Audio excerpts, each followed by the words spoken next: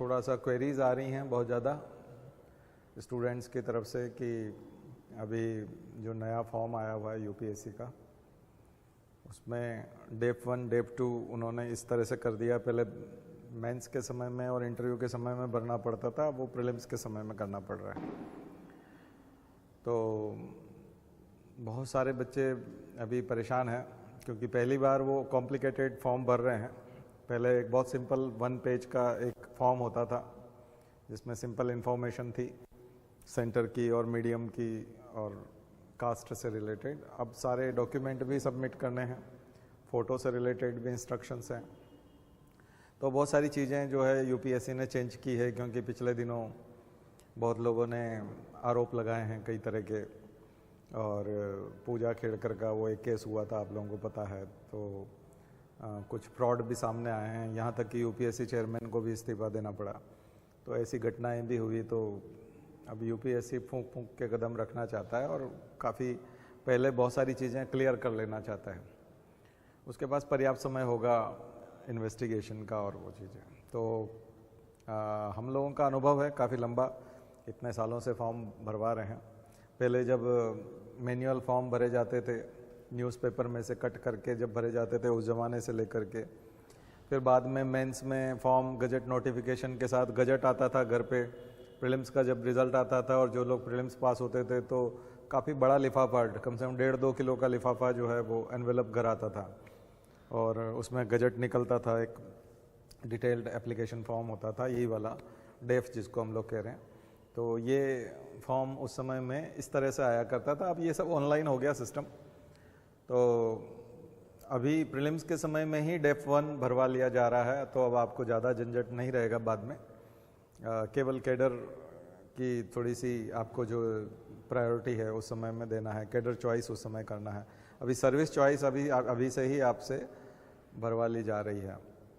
तो बहुत सारी मिसकंसेप्शंस हैं, बहुत सारी डाउट्स हैं इस फील्ड में, तो हम लोग एक के बाद एक शुरू करें। तो सबसे पहले तो डॉक्यूमेंट सारे तैयार रखने हैं, जिनने नहीं बनवाए हैं उनको नए डॉक्यूमेंट बनवा लेने हैं। सभी को नए बनवाने की ज़रूरत नहीं, मैं एक के बाद एक बताता जाता हूँ क्या क्या बनाना है। तो सबसे पहले तो नाम वाला इशू है कि नाम जो आपको नाम के कॉलम में जो नाम भरा जाएगा वो 10th की मार्कशीट वाला, मैट्रिकुलेशन मीन्स 10th की मार्कशीट है ना। पहले भी था ये वाला बात, लेकिन 10th की मार्कशीट में जो नाम है वही नाम आपको लिखना है, ठीक है। और उसमें पूरा नाम, अगर पूरा नाम लिखा है तो पूरा नाम लिखना है, शॉर्ट में नाम लिखा है तो शॉर्ट में। सरनेम कई बार नाम को तोड़ के लिखा जाता है, कुमार अलग लिख देते हैं, मुकेश अलग लिख देते हैं, तो मुकेश कुमार है तो उसको वैसे ही लिखना है जैसा 10th की मार्कशीट में लिखा हुआ है। डेट ऑफ बर्थ 10th की मार्कशीट वाली ही चलेगी, दूसरी वाली नहीं लिखना है। तो 10th की मार्कशीट की डेट ऑफ बर्थ लिखना है।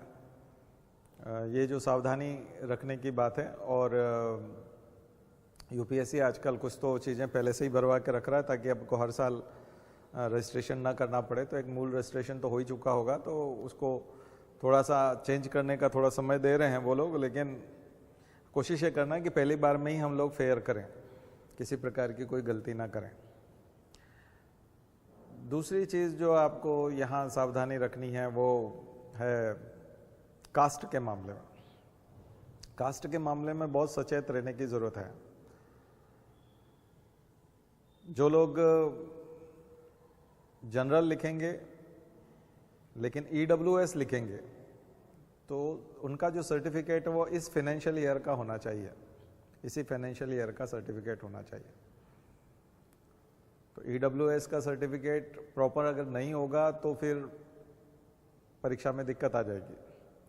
आप पास होते हुए भी आप नहीं माने जाएंगे, आप जनरल कैंडिडेट माने जाएंगे, ईडब्ल्यूएस में काउंट नहीं होंगे। तो इसलिए पहले अच्छे से उसको देख लें, चेक कर लें। दूसरा, जो माइनॉरिटीज़ वाली कैटेगरी है उसमें ध्यान रखने वाली बात है, क्योंकि जो दलित हैं वो मुस्लिम और ईसाई दलित हैं, वो एससी नहीं माने जाएंगे। मुस्लिम दलित और ईसाई दलित कभी भी एससी नहीं होते। तो सिख और हिंदू दलित ही एससी माने जाते हैं, शेड्यूल कास्ट में माने जाते हैं, क्योंकि ये दो कम्युनिटी, अनटचेबिलिटी का आधार आपको बताया था पहले कि अनटचेबिलिटी के आधार पर शेड्यूल कास्ट माना गया है। ठीक है, ऐसे ही एसटी वाला मुसलमान भी हो सकता है, एसटी वाला और भी किसी, क्योंकि ट्राइब वाला, तो आपको सर्टिफिकेट सेंट्रल गवर्नमेंट के फॉर्मेट में आपको डाउनलोड करके बनवाना है। स्टेट गवर्नमेंट के फॉर्मेट में जो सर्टिफिकेट जिन लोगों ने बनवा रखे हैं, चूंकि मध्य प्रदेश में ज़्यादातर जो सर्टिफिकेट जारी होते हैं, भारत में और भी जगह पर स्टेट गवर्नमेंट के फॉर्मेट में होते हैं, तो आपको सेंट्रल गवर्नमेंट का एक फॉर्मेट जो है वो डाउनलोड कर लेना है। यूपीएससी की वेबसाइट पे जा करके डाउनलोड्स में से सेंट्रल गवर्नमेंट का फॉर्मेट डाउनलोड करके उस पर बनवाना है। वो बहुत जल्दी 1 या 2 दिन में बन जाएगा।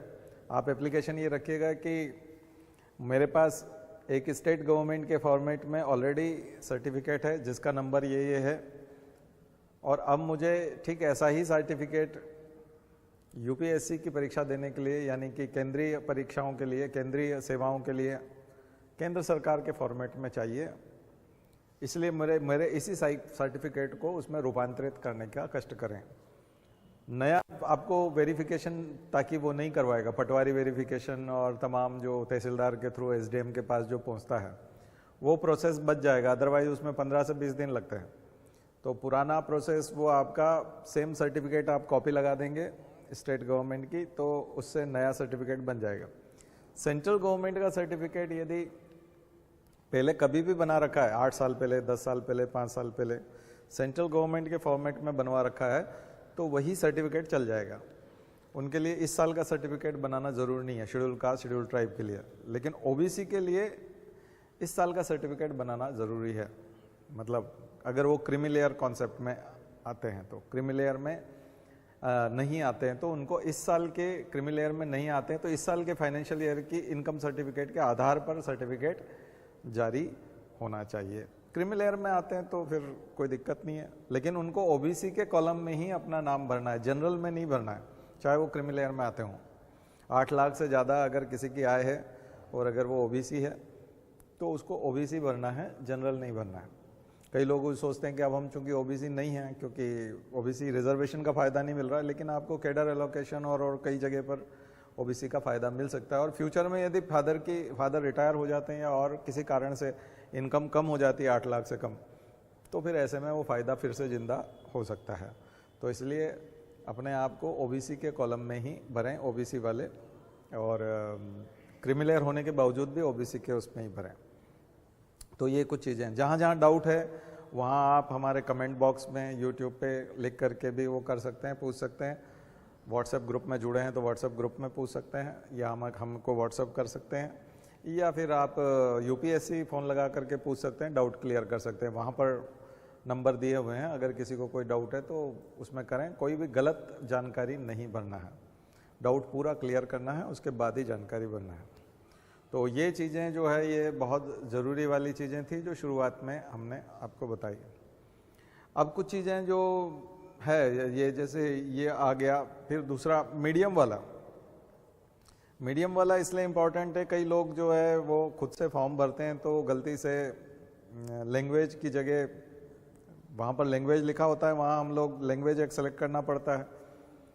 तो इंडिया की, भारत की जो 22 भाषाएं हैं उनमें लैंग्वेज का पेपर होता है मेंस के लिए, तो उसके लिए आप एक पेपर सेलेक्ट करते हैं। तो वहाँ पर सेलेक्ट करते समय में हम लोग हिंदी जनरली सिलेक्ट करते हैं, हिंदी लैंड के लोग जो हैं वो हिंदी सेलेक्ट करते हैं, तो उसकी आदत होती है। तो कई बार वहाँ मीडियम की जगह पे भी हिंदी हो जाता है, तो वो आपको ख्याल रखना है। वहाँ पर इंग्लिश मीडियम के हैं तो इंग्लिश मीडियम लिखें, हिंदी है तो हिंदी लिखें। कई सारे ऐसे टॉपर हैं जो पहले इंग्लिश में देना चाहते थे लेकिन हिंदी लिखने में आ गया तो 1 साल बिगड़ गया उनका, अगले साल उन्होंने इंडिया टॉप किया। तो ऐसे एग्जाम्पल हैं कि जो इंडिया टॉप कर रहे हैं वो लोग भी गलतियाँ करते हैं, तो उन्होंने भी गलतियाँ की। वो एक हो सकता है 1 साल पहले ही IAS हो जाते, लेकिन गलती हो गई उनसे, हिंदी में वो लिखना उनको आता नहीं था और वहाँ मीडियम की जगह हिंदी हो गया। फिर वो यूपीएससी गए ठीक करवाने के लिए, लेकिन यूपीएससी ने नहीं किया। उन्होंने कहा कि जो आपने लिखा है वही चलेगा, उसी में आपको दिया जाएगा। उसने क्या किया था कि प्रीलिम्स के समय में हिंदी लिख दिया था और मेंस के समय में फिर इंग्लिश कर दिया, लेकिन जब एडमिट कार्ड आया तो प्रीलिम्स वाला आया, प्रीलिम्स में हिंदी था, तो उन्होंने कहा आप हिंदी मीडियम है आपका। तो ये बहुत खतरनाक है। तो जो एडमिट कार्ड में है वही रहेगा और उसी में लगभग आपको इंटरव्यू देना है, पर्सनालिटी टेस्ट। तो मीडियम बहुत सावधानी से भरना है। इसीलिए इसका एक तरीका है कि जब भी आप फॉर्म भरें तो सेकंड कोई व्यक्ति से, किसी जो खास करके जो सीनियर है, जिसको अनुभव है, उससे उसको चेक करवाएं कि क्या ये सही है। कई बार हमारी निगाह में वो चीज़ नहीं आती गलती, लेकिन जब हम किसी दूसरे से चेक करवाते हैं तो गलती एकदम वो बता देता है कि इस जगह पे तुमने गलती की है। तो कई बार हम खुद ही दोबारा चेक करते हैं, तो हम 2 बार चेक करें चाहे 3 बार, हमारी आंखें और हमारा दिमाग वैसे ही काम कर रहा है जैसा पहली बार में कर रहा था। तो हो सकता है कि हमने कोई चीज़ गलत भरी है तो बाद में भी हमको वो सही ही लगेगी, गलत चीज़ भी सही लगेगी। तो इसलिए उसको क्रॉस चेक करवाएं, किसी दूसरे से चेक कराएं, ठीक है। तो क्योंकि ये गलतियां जो है ये क्षमा नहीं होंगी। सेंटर का कॉलम ठीक से भरें, जिस सेंटर को हम लोग देना चाह रहे हैं। सेंटर बहुत बड़ा इशू नहीं है, सेंटर जो हमारा सबसे नज़दीक हो, उपयुक्त हो, वो सेंटर हमको लेना चाहिए। फिर अब जो सबसे ज़्यादा डिबेटेबल जो चीज़ है वो है, जिसकी सबसे ज़्यादा चर्चा होती है, वो है हॉबी वाला। दरअसल उसमें हॉबी, इंटरेस्ट और इस तरह से बहुत ज़्यादा वो उसको डिस्क्लोज नहीं किया गया है। तो बहुत सोच समझ करके उस हिस्से को करना पड़ेगा, क्योंकि हॉबी वाला जो हिस्सा है वो इसलिए इम्पोर्टेंट है क्योंकि वो एकमात्र ऐसा हिस्सा है जो कि आपको पर्सनालिटी को उजागर करता है, आपके व्यक्तित्व को उजागर करता है। दरअसल इसको जो हम इंटरव्यू कहते हैं सामान्य भाषा में कि इंटरव्यू है, यूपीएससी का इंटरव्यू है, एमपीपीएससी का इंटरव्यू, यूपीएससी वाले तो साफ साफ उसको पर्सनालिटी टेस्ट लिखते हैं, सीधा सीधा लिखते हैं कि ये पर्सनालिटी टेस्ट है, आपके व्यक्तित्व का परीक्षण है। अब आप कौन से मीडियम से हैं, आपका नॉलेज का लेवल क्या है, स्किल्स क्या हैं, ये सब चीज़ें पर्सनालिटी का पार्ट नहीं है। पर्सनालिटी निकल करके आती है कि आपका इंटरेस्ट क्या है, आपकी हॉबी क्या है, आपने एक्स्ट्रा करिकुलर और को करिकुलर में क्या किया है।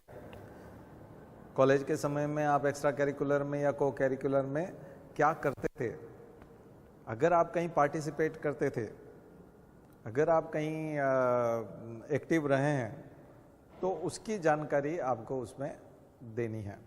एनसीसी में है, एनएसएस में है, स्काउट में है, रेड क्रॉस में है, उसकी जानकारी आपको देनी है। अगर आपने कोई सर्टिफिकेट अचीव किया है तो वो सर्टिफिकेट भी आपको यहीं पे लगाना है, अभी प्रीलिम्स में ही लगाना है, और 1 पीडीएफ में ही करना है उसको, उस कॉलम में। तो एक ही पीडीएफ में बनाना है। अगर 6 सर्टिफिकेट हैं तो 6 सर्टिफिकेट एक साथ जोड़ दीजिए, एक पीडीएफ बनेगा 1 MB वाला। तो उसको इस तरह से डाइल्यूट करना है, इस तरह से उसके पिक्सल्स और वो सेटिंग करनी है कि वो एक पीडीएफ में आ जाए, और उसको अपलोड कर देना है, अभी से ही अपलोड करना है उसको। तो वो जो इन्फॉर्मेशन है वो बहुत क्रूशियल है, क्योंकि अगर आपने सर्टिफिकेट नहीं लगाए और आप ऐसे ही अपलोड कर रहे हैं, ऐसे ही आप सर्टिफिकेट अपलोड नहीं कर रहे हैं, ऐसे ही लिख रहे हैं कि आपकी हॉबी ये है और आप ये करते थे या ऐसा कुछ है, तो इसका मतलब है कि आप ये दर्शाना चाह रहे हैं कि इंटरव्यू बोर्ड आपसे इस बारे में क्वेश्चन करे। बस वाकई में आपकी हॉबी है या नहीं है, वो उससे प्रूव होगा कि आपके पास क्या सर्टिफिकेट्स हैं। अगर आपने नेशनल इंटरनेशनल स्पोर्ट्स में ऐसा कोई अचीवमेंट किया है, रिपब्लिक डे परेड किया है अगर आपने एनसीसी में, तो उनके सबके सर्टिफिकेट्स होंगे आपके पास। तो उनको प्रॉपर स्कैन करके उनका पीडीएफ बना करके उसको अपलोड कीजिए, ताकि आपके उसके सपोर्ट में कुछ एविडेंस रहे, है ना। तो फिर केवल वो क्वेश्चन के लिए नहीं है इंटरेस्ट। दूसरा, इंटरेस्ट जो लिखना है तो आपको कॉमन इंटरेस्ट नहीं लिखना है, और इंटरेस्ट वाला कॉलम जो हम रुचि वाला, अभिरुचियों वाला जो कॉलम है, हॉबी वाला, वो खाली भी नहीं छोड़ना है बिल्कुल, और बहुत ज़्यादा भी नहीं लिखनी है कि आप मिनिमम 2 तो लिखना ही है, क्योंकि 2 लिखने से वो कॉलम ठीक ठीक लगेगा, और 4 से ज़्यादा बिल्कुल भी नहीं लिखना है, 3 से ज़्यादा, 4 से ज़्यादा तो बिल्कुल भी नहीं लिखना है, क्योंकि उतनी जगह नहीं है उसमें। तो अगर आपको लगेगा कि बहुत ज़्यादा लिखना है, फिर आपको अलग से पेपर लगाना पड़ेगा, क्योंकि वहाँ तो जगह होती नहीं उतनी। सब कॉलम और सब कॉलम है, तो उसमें उतनी ही जगह उसमें दी हुई है कि उतना ही आप लिख सकें। दूसरी चीज़, बहुत बार मैंने आपको बताया कि अभिरुचि या हॉबी वो होती है जिसके लिए आप समय निकालते हैं। जिसके लिए आप समय निकालते हैं वही आपकी हॉबी है। ऐसे ही जब कभी टाइम मिल जाता है तब आप करते हैं तो उसको हॉबी नहीं कहते। लेकिन जो सिविल सर्विसेज की तैयारी करते हैं उनकी तो सब चीज़ें छूट जाती है। कोई अगर फिलेटेली करता है, डाक टिकट पोस्टल स्टाम्प को कलेक्ट करने का काम करता है, तो परीक्षा के दिनों में खास करके प्री मेंस जब वो करता है तो उन दिनों में तो वो सब छूट जाएगा, क्योंकि वो कहाँ अपनी हॉबी को ध्यान रख पाएगा। म्यूज़िक अगर कोई गाता है, बजाता है, कुछ करता है तो वो छूट जाएगा। बहुत सारी हॉबीज़ ऐसी हैं जो कि एग्ज़ाम के ड्यूरेशन में वो छूट जाएंगी, लेकिन हॉबी वही रहेगी, ध्यान रखिएगा। चाहे आप कंटिन्यूस उसको नहीं भी कर रहे हैं प्रैक्टिस, तो भी आपको वही लिखना है। दूसरी चीज़, हॉबी जो भी लिखेंगे उसमें आप महान आत्मा हैं या बहुत ज्ञाता हैं या बहुत ज़्यादा आप मास्टर हैं, ये जरूरी नहीं है। आप जो भी हॉबी आपने लिखी है उसके ऊपर आप चर्चा कर सकें। आपसे अगर उस हॉबी के बारे में यदि पूछा जा रहा है, बात की जा रही है, तो आप उस पर बात कर सकें, ये लेवल आपका होना चाहिए। बात करने का लेवल होना चाहिए। उसमें आप कितने परफेक्ट हैं वो नहीं, बैडमिंटन खेलते हैं या और कुछ है या आप बहुत बड़े प्लेयर हैं, ऐसा नहीं। उसके ऊपर जब बात हो रही है तो आप बात कर सकते हैं कि नहीं कर सकते हैं। तो आपको अपना लेवल जांचना है उसमें, क्योंकि ये जो हॉबी वाला हिस्सा जो मैं अभी आपसे डिस्कस कर रहा हूँ, इतना हिस्सा, ये हिस्सा आपके व्यक्तित्व को दिखाएगा, है ना। आप कितना नॉलेज रखते हैं, आप किस मीडियम के हैं, आप कितना अच्छा क्या कर लेते हैं, उन चीज़ों से नहीं, आप किस पे बातचीत कर लेते हैं। जब आप किसी पे बातचीत कर लेते हैं तो डेफिनेटली वो आपसे उसका क्वेश्चन पूछेंगे और उसी से आपका पर्सनालिटी बाहर निकालने की कोशिश करेंगे कि वाकई में ये व्यक्ति क्या है, ये क्या सोचते हैं, ये कैसे हैं और आगे जाकर के ये क्या करेंगे। ये चीज़ वहाँ से निकल करके आती है। इसलिए ये बहुत बहुत इंपॉर्टेंट पार्ट है हॉबी वाला। और इंटरव्यू बोर्ड इस पे लगभग क्वेश्चन करता है, क्योंकि अच्छा खासा इंटरव्यू चलता है, 30 मिनट तो मिनिमम चलता ही है और 50 मिनट तक इंटरव्यू जाता है, 1 आध घंटे तक भी जाता है किसी किसी का, रेयरली। तो इतने समय में हॉबी वाले कॉलम पे वो पहुंचते हैं। तो वहाँ हमको उसको ठीक से करना है। 2 लिखेंगे, 3 लिखेंगे, एक्स्ट्रा करिकुलर में कुछ लिखेंगे, को करिकुलर में कुछ लिखेंगे, स्काउट में लिखेंगे, एनसीसी में लिखेंगे, वहाँ कहीं पे भी। जनरली स्काउट, एनसीसी पे और इस पे ज़्यादा चर्चा नहीं होती, हॉबी पे ही ज़्यादा होती है, क्योंकि वो बहुत कॉमन है। थोड़ा सा आपको कोई भी ऐसी हॉबी एकदम जनरल, जैसे रीडिंग है तो पढ़ना है, तो पढ़ना मतलब रीडिंग, मतलब सिंपल रीडिंग नहीं लिखना है कि मैं पढ़ता हूँ, पढ़ना शौक है मेरा, रीडिंग शौक है। आपको लिखना पड़ेगा कि किस टाइप की चीज़ आप पढ़ते हो, क्या पढ़ते हो, किस प्रकार की किताबें पढ़ते हो। स्पोर्ट्स मैगजीन पढ़ने का शौक है ना, फिक्शनल मैगजीन पढ़ने का, साइंस फिक्शन पढ़ता हूँ तो साइंस फिक्शन लिखना पड़ेगा आपको, है ना, साइंस फिक्शनल मैगजीन्स इस टाइप से लिखना पड़ेगा।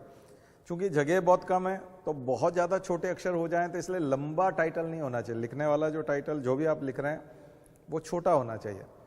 कोशिश करें कि उसको छोटा रखें, क्योंकि फिर उसको बहुत बारीक में लिख रहे हैं, फिर कॉमा लगा रहे हैं, फिर आगे कुछ लिख रहे हैं, तो वो साफ साफ दिखेगा नहीं। ठीक है, हालांकि यहाँ तो हाथ से नहीं लिखना पड़ रहा, यहाँ आप टाइप करेंगे तो ये फ़ायदा है कि आपको टाइप करने में वो जगह मिल जाएगी, लेकिन फिर भी वो बहुत ज़्यादा गिचपिच हो जाए। हमारे समय में तो हाथ से लिखने की आदत थी, इसलिए हमको वही दिमाग में घूमता है कि हाथ से लिखा हुआ जो है वो साफ जाता था। वैसे पुराना वाला जो सिस्टम है हाथ से लिखा हुआ, उसमें काफ़ी कुछ इंटरव्यू बोर्ड के सामने चला जाता था, क्योंकि हैंड राइटिंग जाती थी और उसमें स्पष्ट लिखा रहता कि कैंडिडेट अपनी हैंड राइटिंग में ही इसको भरे, किसी दूसरे से ना भरवाए।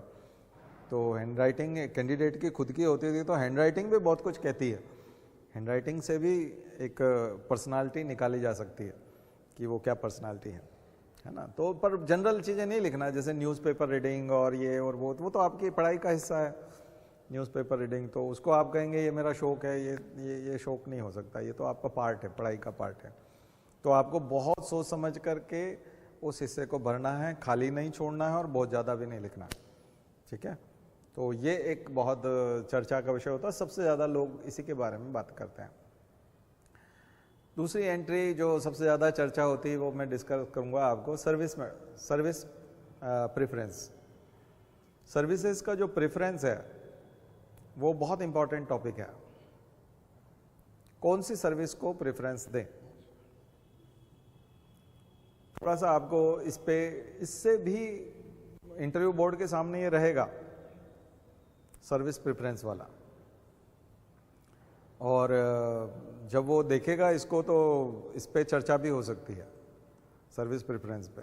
क्योंकि देखिए, एक तो ऑब्वियस सी बात है कि हम लोग आईएएस की तैयारी बोलते हैं, सिविल सर्विसेज की तैयारी को, यूपीएससी को हम जनरली आईएएस के नाम से संबोधित करते हैं। हम बोलते हैं कि आईएएस की तैयारी है, तो आईएएस को प्रेफरेंस देना है, ये लगभग सभी लोग 99% लोग जो है आईएएस को ही प्रेफरेंस देते हैं। किसी का बैकग्राउंड पुलिस का है, किसी फैमिली का, और कोई किसी को वर्दी की पोस्ट में ही जाना है, तो वो लोग, कुछ लोग जो हैं वो आईपीएस को प्रेफरेंस दे देते हैं। एक आध दो कुछ लोग हैं वो फॉरेन सर्विसेज को दे देते हैं, आईएफएस को दे देते हैं, लेकिन जनरली 99% लोग जो हैं वो आईएएस को ही प्रेफरेंस देते हैं। और आईएएस को प्रेफरेंस देने का कारण भी है कि आईएएस में बहुत ज़्यादा अपॉर्चुनिटीज़ है आगे ग्रोथ की, प्रमोशंस की। इंडिया में लगभग 55 के आसपास डिपार्टमेंट्स हैं, 56-55 डिपार्टमेंट, 54 से 56 डिपार्टमेंट्स हैं अलग अलग। उनमें से 49 डिपार्टमेंट, यानी 50 मान लीजिए, 50 डिपार्टमेंट्स ऐसे हैं जिसका सेक्रेटरी आईएएस होता है। केवल 4 या 5 जैसे साइंस एंड टेक्नोलॉजी है, और ऐसे कुछ और डिपार्टमेंट्स हैं जिनका सेक्रेटरी उनका डिपार्टमेंट का, यानी साइंटिस्ट होता है या उस डिपार्टमेंट का व्यक्ति सेक्रेटरी बनता है। अदरवाइज ज़्यादातर लोग जो सेक्रेटरी होते हैं वो कौन बनते हैं, वो सेक्रेटरीट पूरा आईएएस बनता है। इसलिए बहुत ज़्यादा डाइवर्सिटी है, बहुत ज़्यादा डाइवर्सिटी है, और बहुत ज़्यादा अपॉर्चुनिटी है, और बहुत ज़्यादा चैलेंजेस भी हैं। कई लोगों को चैलेंजेस पसंद है, तो चैलेंजेस भी हैं इसके अंदर, और एकदम चौंकाता है, एकदम सरप्राइज देता है। अचानक से कोई भी पोस्टिंग आपको कहीं पे भी मिल जाती है, एक बिल्कुल नया डिपार्टमेंट जो आपने कभी सुना ही नहीं है, आपने कभी काम नहीं किया उसमें, अचानक से उसमें पोस्टिंग मिलती है, वो बहुत बड़ा चैलेंज होता है, सरप्राइज होता है, और आपको उसमें काम करना पड़ता है। तो ये इस खूबसूरती है इस सर्विस की, आईएएस की। तो इंडियन एडमिनिस्ट्रेटिव सर्विस को बहुत ज़्यादा लोग प्रेफर करते हैं, और वो करना भी चाहिए। उसी के लिए लोग सपना देखते हैं और उसी के लिए जाते भी हैं। सेकंड चॉइस में कुछ लोग आईएफएस को रखते हैं, कुछ लोग आईपीएस को रखते हैं। तो जो लोग फिज़िकली फिट नहीं हैं, अपने आप को फिज़िकली फिट नहीं मानते हैं, तो ऐसे लोग सोचते हैं कि हम कहीं फिटनेस में बाहर हो जाएंगे, हाइट में बाहर हो जाएंगे, चश्मा मोटा है या तो हम आईपीएस को, तो आईपीएस खाली नहीं छोड़ना है। अगर आप मेडिकली अनफिट हैं तो आपको नेक्स्ट जो भी आपने प्रायोरिटी भर रखी होगी उसमें, तो प्रेफरेंस, नेक्स्ट प्रेफरेंस वाला आपको मिलेगा। खाली छोड़ने से कोई मतलब नहीं है, आप कर सकते हैं को, फिर अगर आप बाहर हो जाते हैं तो नेक्स्ट सर्विस आपको मिलेगी। इधर आपको आईपीएस के बजाय यदि आप आईएफएस को प्रेफर करते हैं तो फिर क्वेश्चन हो सकते हैं कि आप फॉरेन सर्विसेज को प्रेफर क्यों कर रहे हैं, उससे क्वेश्चन हो सकते हैं। तो यहाँ ऑब्वियस जो लगता है कि सहज रूप से जो हैबिचुअल जो लोग भरते हैं वो है आईएएस, आईपीएस, आईएफएस। लेकिन अगर आईएफएस अगर आप पहले लेते हैं तो फिर थोड़ा सा प्रेफरेंस के कारण वो पूछते हैं कि आपको क्यों आईपीएस में नहीं जाना है। अगर आपको, देखिए, किसी भी चीज़ को 5वें नंबर पे अगर भरेंगे आप, तो इसका मतलब आप उसमें नहीं जाना चाहते हैं। 5वें नंबर पे भरना है, इसका मतलब आप उस, खास करके आईएफएस को, अगर आपकी रैंक अच्छी है और आप 5वें नंबर पे भर रहे हैं तो आप आईएफएस कभी नहीं बनेंगे, क्योंकि आपने जो 1, 2, 3, 4 भरे हैं उसी में से आपको पोस्टिंग हो जाएगी। और अगर आप बहुत पीछे हैं तो तब तक आईएफएस जा चुका होगा, क्योंकि आईएफएस की सीटें कम होती है और उसको लोग ले जाएंगे, फिर दूसरे लोग ले जाएंगे। तब तक आप पीछे हैं, इसलिए आपको मिलेगी नहीं। आगे हैं तो आपको कोई न कोई सर्विस मिल जाएगी ऊपर की। तो अगर आपने 4-5 नंबर पे आईएफएस को डाल रखा है, इसका मतलब है कि आप आईएफएस नहीं बनना चाहते हैं, तब भी आपसे क्वेश्चन होंगे। ठीक है, सेकंड नंबर पे रखेंगे तब भी क्वेश्चन हो सकता है, चौथे 5वें नंबर पे रखेंगे तब भी क्वेश्चन हो सकता है क्योंकि मान लिया जाए कोई आदमी जो वहाँ इंटरव्यू बोर्ड में बैठा है, अगर वो आईएफएस है तो उसको तो लगेगा कि मतलब ये तो मेरी तो ही ना, उसको तो लगेगा कि इसने तो इसको, मतलब ये सर्विस इसको चाहिए ही नहीं, उसने तो पूरी ज़िंदगी बिताई है। और आईएफएस एक ऐसी सर्विस है जिसका सेक्रेटरी जो फॉरेन सेक्रेटरी है वो आईएफएस ही बनता है, फॉरेन सेक्रेटरी आईएएस नहीं बनता। फॉरेन सेक्रेटरी कौन बनता है? जैसे जयशंकर थे, एस जयशंकर जो हमारे मिनिस्टर हैं अभी, ये फॉरेन सेक्रेटरी रहे हुए हैं, विदेश सचिव रहे हुए हैं भारत के, तो ये आईएफएस थे, फॉरेन सेक्रेटरी रहे और अब इन्हीं को विदेश मंत्री बना दिया इस सरकार में, ठीक है ना। तो ये होता है। तो आप समझ सकते हैं कि कोई भी अपनी जो इंटरव्यू बोर्ड में बैठा है तो उसको आप थोड़े से नाराज कर रहे हैं एक तरह से, तो उसकी तरफ से जो नंबर आपको मिलने चाहिए उसमें थोड़ी सी कमी आएगी। तो ये थोड़ा सा ख्याल रखना है, यहाँ गड़बड़ नहीं करनी है। दूसरी चीज़, अगला जो नेक्स्ट जो है तीसरे नंबर के बाद चौथा नंबर अगर हम डिस्कस करें तो वो है आईआरएस। और आईआरएस इनकम टैक्स को प्रेफरेंस दिया जाता था हमारे समय में भी, काफ़ी समय तक आईआरएस इनकम टैक्स को ही चौथे नंबर पे रखा जाता था। सामान्यतः 99% लोग यही करते थे, क्योंकि हर कोई व्यक्ति इनकम टैक्स में जाना चाहता था, क्योंकि इनकम टैक्स में एक टेरिटोरियल जुरिस्डिक्शन था और उस टेरिटोरियल जुरिस्डिक्शन का वो इनकम टैक्स ऑफिसर होता था और उसको रिप्रेजेंट करता था। वहाँ का वो commissioner, deputy commissioner, additional commissioner वो होता था, असिस्टेंट कमिश्नर होता था। तो assistant commissioner, deputy commissioner and commissioner, और साथ में कुछ डायरेक्टर्स हैं, और इसके अलावा और विंग है, इन्वेस्टिगेशन विंग है, और भी छापा मारने वाली हैं, और भी कई तरह की कार्रवाई करने वाली विंग्स हैं।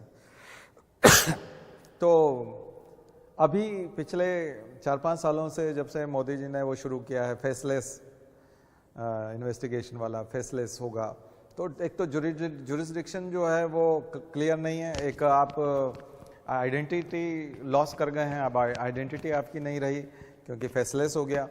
किस क्लाइंट की, यानी किस व्यक्ति की आप जांच करने वाले हैं वो भी फेसलेस है, जिस व्यक्ति की जांच करनी है वो भी फेसलेस है, और जो व्यक्ति इन्वेस्टिगेशन कर रहा है, इन्वेस्टिगेटिंग ऑफिसर है, वो भी फेसलेस है, उसका भी चेहरा नहीं है, यानी कि दोनों की आइडेंटिटी नहीं है। तो ये सर्विस कम पॉपुलर हो गई है।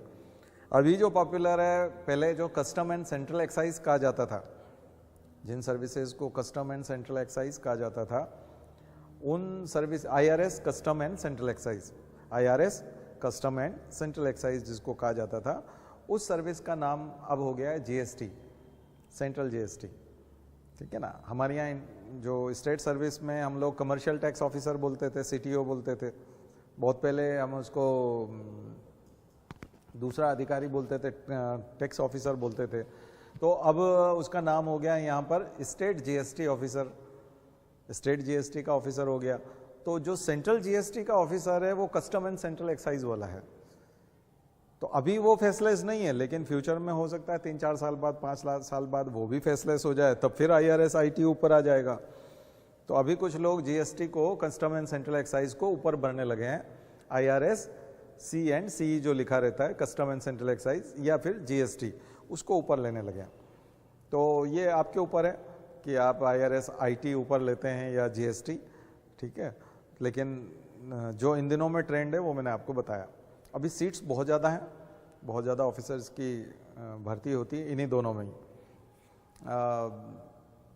फिर अगला जो है एक बहुत इंपॉर्टेंट सर्विस है IAAS, Indian audit and account services.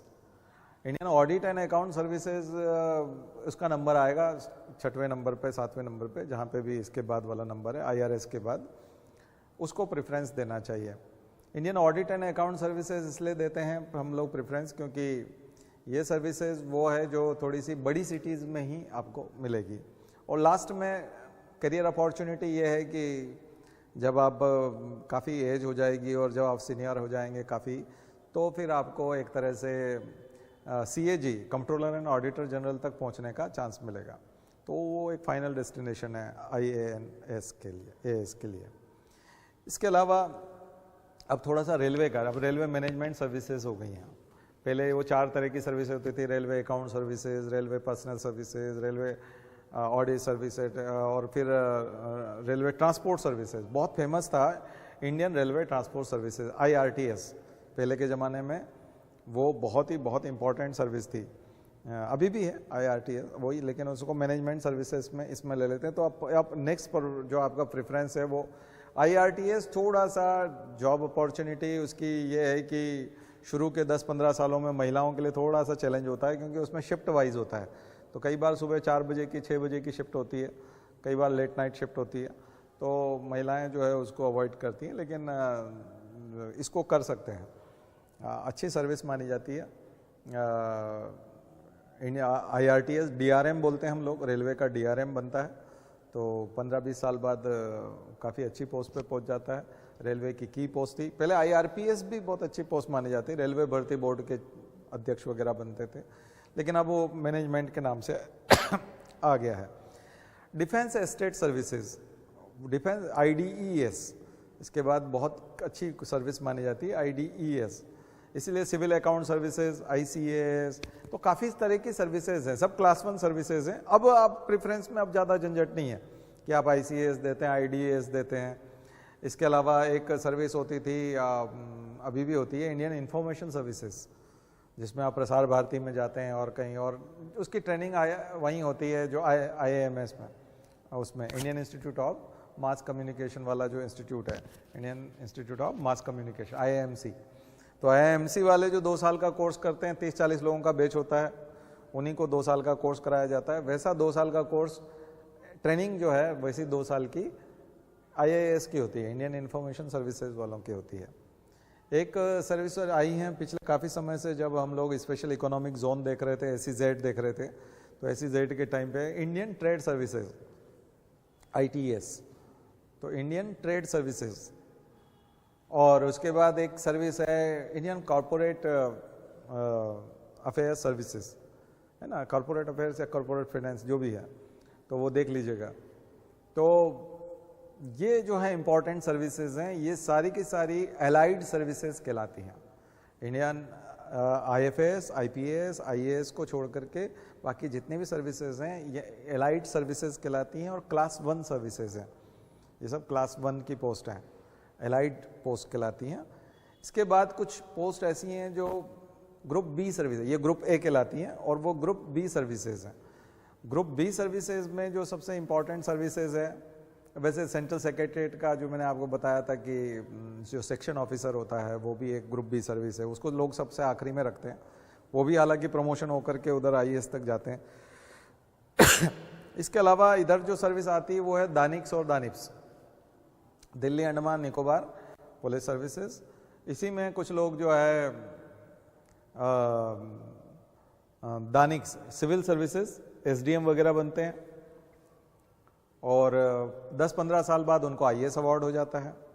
DANICS ज़्यादातर दिल्ली में रहने को मिलता है, बाकी दिल्ली अंडमान निकोबार सिविल सर्विसेज कहलाती हैं और बाकी जो यूनियन टेरिटरीज़ हैं उनमें सर्विसेज लगती हैं, लेकिन ज़्यादा समय दिल्ली को मिलता है। इसी दानिप्स, दिल्ली अंडमान निकोबार पुलिस सर्विसेज, उनको फिर IPS अवार्ड होता है दानिप्स वालों को। तो दानिक्स और दानिप्स, तो ये जो अवार्ड करके फिर 10-15 साल में वो IAS और IPS बन जाते हैं। लेकिन खास करके दिल्ली के आसपास के जो लोग हैं, हरियाणा के, राजस्थान के जो जुड़े हुए हैं, ऐसे लोग इन सर्विसेज को पसंद करते हैं कि हम यहीं रहेंगे, आसपास ही रहेंगे, लेकिन थोड़ा दूर भी जाना पड़ सकता है ना। और भी ऐसे जो यूनियन टेरिटरीज हैं, अंडमान निकोबार है, वहाँ पे भी जाना पड़ सकता है। तो ये सर्विसेज का नेचर है, ये ग्रुप B हैं और इनमें प्रमोशन में टाइम लगेगा। फिर आपको ये बताया मैंने कि एक जो साउथ के जो लोग हैं, तमिलनाडु के, कर्नाटका के और आंध्र प्रदेश के, ये लोग पौंडीचेरी सिविल सर्विसेज, पौंडिक्स उसको करते हैं। तो वो पौंडीचेरी सिविल सर्विसेज और पौंडीचेरी पुलिस सर्विसेज उसको जो है चूज़ करते हैं, क्योंकि वो अपने उधर ही रहना चाहते हैं और उनको वहाँ बेटर अपॉर्चुनिटी लगता है। तो वो उन लोगों के लिए है। जनरली नॉर्थ वाले लोग जो है उधर पौंडिप्स और पौंडिक्स में नहीं जाते, ठीक है। तो ये सर्विस प्रेफरेंस वाला जो है मुझे लगता है कि काफ़ी हद तक हो गया। इसके बीच में भी यदि कोई ऐसी सर्विस है दी हुई है और आपको लगता है कि इसमें कोई डाउट है, तो वहाँ ज़्यादा फ्लक्चुएशन नहीं है, वहाँ ज़्यादा परेशान होने की ज़रूरत नहीं है। वो कोई अभी बहुत सारी सर्विसेज में कुछ डाइल्यूशन आया है, कुछ चीज़ें जैसे रेलवे प्रोटेक्शन सर्विसेज, RPF है, और भी जगह है, और ऐसे ही IDS जो मैं बता रहा था, इंडियन डिफेंस एस्टेट सर्विस है, ऐसे ही आर्म फोर्स हेडक्वार्टर की जो सर्विसेज हैं उनमें कुछ पावर जो है वो DM को दिए हैं, स्टेट गवर्नमेंट को दिए हैं, इधर दिए हैं, तो थोड़े क्लैशेस हैं। उसमें थोड़ी सी वो चीज़ें नहीं बची अब जो पहले एक समय में ग्लैमर था। तो ग्लैमर तो अभी लगभग आईएएस के अलावा सभी सरकारी सेवाओं का ग्लैमर थोड़ा सा आईएएस आईपीएस को छोड़ करके बाकी डाउन ही हुआ है। चलिए, तो फिर ये वाले के बाद में एक थोड़ा सा और सर्वे टाइप उन्होंने लिखा है, सोशो इकोनॉमिक इन जो है कुछ क्वेश्चनार उन्होंने लिखे हैं। सोशो इकोनॉमिक क्वेश्चनार जो है सामान्यतः ऐसा लगता है कि यूपीएससी केवल ऐसे ही जानना चाहता है कि आप किस बैकग्राउंड से आते हैं, रूरल एरिया से आते हैं, आपने कोचिंग किया है या नहीं किया है, आपका सोशल बैकग्राउंड क्या है, इकोनॉमिक बैकग्राउंड क्या है, इसके बारे में वो जानना चाहता है। लेकिन उसके साथ साथ बीच में कुछ ऐसे इंटरव्यू सुनने में आए थे कि यूपीएससी के जो मेंबर इंटरव्यू ले रहे हैं उन्होंने वहाँ से क्वेश्चन भी कर लिए हैं कि आपने कोचिंग किया है कि नहीं किया है, मान लीजिए, और आपने वहाँ कोचिंग लिख रखा है कि हाँ मैंने कोचिंग किया है। जब आपने क्वेश्चनार भर रहे थे उसमें यदि आपने कोचिंग लिख दिया है और अगर आप इधर कोचिंग नहीं बताते, मना करते हैं इंटरव्यू में, तो वो कई बार उनके पास हो सकता है कि चेयरमैन के पास, जो बोर्ड का चेयरमैन है उसके पास में वो इन्फॉर्मेशन हो जनरली, और वो इन्फॉर्मेशन होगी तो वो क्रॉस चेक कर सकता है कि आप सही बोल रहे हैं या नहीं बोल रहे हैं। तो ये थोड़ा सा पर्सनालिटी डेवलपमेंट में उसको लिया जा सकता है। लेकिन वहाँ आपको थोड़ा सा फ्लैट न्यूट्रल टाइप रहने की कोशिश करना है। वहाँ यदि आपसे पूछा जाता है कि आप सिविल सर्विसेज में क्यों आना चाहते हैं, पावर के लिए, पैसे के लिए, फलाने के लिए, इसके लिए नहीं, वही सिविल सर्विसेज, तो पोलाइट जो जवाब, सबसे न्यूट्रल जवाब जो वहाँ है उनको आपको सेलेक्ट करना है। बहुत ज़्यादा एक्साइटेड, बहुत ज़्यादा एग्जिजरेट वाले ऐसे सवालों से बचना है, मतलब ऐसे जवाबों से बचना है। उसमें ऑप्शंस रहेंगे तो आप जो ऑप्शंस भरेंगे, जो भी टाइप करेंगे या भरने का जो भी, अभी मैंने देखा नहीं है फॉर्म, उसको अगर मैं देखूंगा तो और अच्छे से मैं आपको बता पाऊंगा। तो ये चीज़ें जो है यदि आप करेंगे तो काफ़ी हद तक गलतियाँ नहीं होंगी। जो भी फॉर्म आप अपलोड कर रहे हैं अगर उसका नंबर मांगा गया है तो उस नंबर को प्रॉपर चेक करें, स्लैश जहाँ है वहाँ स्लैश करें, जहाँ डैश करना है वहाँ डैश करें, ठीक। तो उससे आपको दिक्कत नहीं आएगी। तो नंबर गलत ना लिखें, डेट जहाँ लिखनी है वहाँ डेट का ख्याल रखें, डेट गलत नहीं आनी चाहिए, और जो सही जानकारी है वही आपको देनी है। तो सही जानकारी देंगे, अगर उसमें त्रुटि नहीं होगी, उसमें एनोमलीज नहीं लगनी चाहिए। अगर अंतर दिखेगा कहीं कुछ जानकारी में तो ये आपके लिए घातक है। बहुत इंपॉर्टेंट चीज़ फोटो के बारे में, फोटो इस बार उन्होंने कहा है कि फोटो ऐसा होना चाहिए जो प्रीलिम्स के फॉर्म में आप फोटो लगा रहे हैं वही इंटरव्यू में वैसा दिखना चाहिए। अगर आप टाई लगाते हैं तो फिर इंटरव्यू में भी टाई लगा के जाएंगे, फोटो में यदि टाई है तो। आपने अगर बियर्ड रहे, आप दाढ़ी रखे हुए हैं तो इंटरव्यू में फिर वैसे ही रहेंगे, उस दिन क्लीन शेव नहीं हो सकते। चश्मा अगर आप लगाते हैं तो चश्मा वैसा ही होना चाहिए, फिर आप उसमें भी दिखना चाहिए कि आप लगाते हैं चश्मा, तो वो वहाँ पे भी नज़र आना चाहिए। और महिलाओं के लिए भी और पुरुषों के लिए भी जो ड्रेस कोड है लगभग जैसा आप रहते हैं उस दिन रहेंगे इंटरव्यू में, क्योंकि इंटरव्यू में भी वही फ़ोटो रहेगा, मेंस में भी वही फ़ोटो रहेगा, आपके एडमिट कार्ड पे, प्री के एडमिट कार्ड पे भी वही फ़ोटो रहेगा। तो फ़ोटो एक बार आपको बनवा लेना है और वो वाला फ़ोटो बनवाना है जैसा आप रहना चाहते हैं, जैसा आप रहते हैं। शर्ट वही कलर का होगा ये ज़रूरी नहीं है, ठीक है, लेकिन शर्ट पहनते हैं और अगर टाई लगाते हैं तो जनरली शर्ट और टाई तो मिनिमम चलता है। साथ में सूट में करता है तो फिर आपको सूट पहन के जाना होगा। अगर आपने ऊपर से कोट डाला है, ब्लेज़र डाला हुआ है तो ब्लेज़र पहन के फिर आपको जाना होगा। केवल ब्लेज़र विदाउट टाई नहीं होता, ठीक है, जैसे मैंने किया हुआ है, ये फॉर्मल है, ये वहाँ नहीं चलेगा। टाई तो आपको कंपलसरी है, तो क्या मतलब टाई तो आप चाहे शर्ट पहन के भी जा रहे हैं तो टाई लगा सकते हैं, ठीक है। और अगर ब्लेज़र भी डाल रहे हैं तब भी टाई वाला तो आपको करना ही है फ़ोटो। तो फ़ोटो अभी से ही सिलेक्ट करना है जैसे भी आप दिखना चाहते हैं। इंटरव्यू जो आपका होगा वो मार्च के महीने में होगा।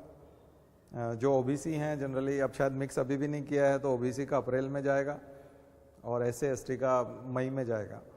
तो सीज़न में बता देता हूँ आप लोगों के, तो किस किस सीज़न में कैसे कैसे, फरवरी में शुरू हो जाते हैं कई बार इंटरव्यू, तो वो फिर अप्रैल एंड तक निपट जाएंगे, ठीक है। तो ये मैंने आपको शेड्यूल बता दिया है। तो टाई, तो शर्ट के ऊपर टाई तो आप अप्रैल तक या उसमें पहन ही सकते हैं, उसमें बहुत ज़्यादा दिक्कत नहीं आएगी।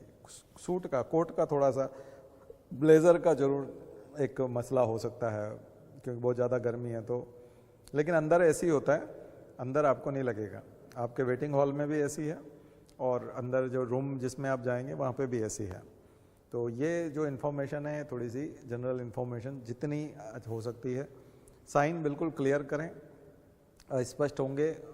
ज़्यादातर जगह पर 1 MB लिखा हुआ है तो 1 MB का ख्याल रखें, कोई भी फाइल उससे ज़्यादा वाली ना हो, तो उसको रिड्यूस करके, फाइल रिड्यूस करना आना चाहिए आपको। पेंट में जा करके कर सकते हैं, और भी कई सारे टूल्स हैं जहाँ जाके फाइल को रिड्यूस कर सकते हैं, पिक्सल्स को कम कर सकते हैं, है ना, साइज़ को रिड्यूस कर सकते हैं वैसा करके उसको वैसा सेट करें।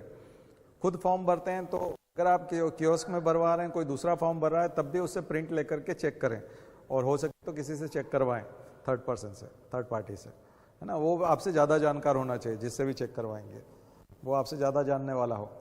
तो ये सब सावधानियां यदि आप रखेंगे तो डेप में कोई गलती नहीं होगी। तो आज मैं इतना ही बताता हूँ। आज का लेक्चर जब जैसे ही अपलोड होगा, कल का लेक्चर जब हम देंगे, तो आप बीच में कुछ कमेंट में जो है अपनी और क्वेरीज है तो वो डाल दीजिएगा, तो कल हम इसको और कल के लेक्चर में क्लियर कर देंगे। बाकी कल से हम ज्योग्राफी को आगे बढ़ाएंगे। शुरू में थोड़ा सा कुछ क्वेश्चंस होंगे तो उन क्वेश्चंस को ले लेंगे, बाकी हम ज्योग्राफी को आगे बढ़ाएंगे। चलिए।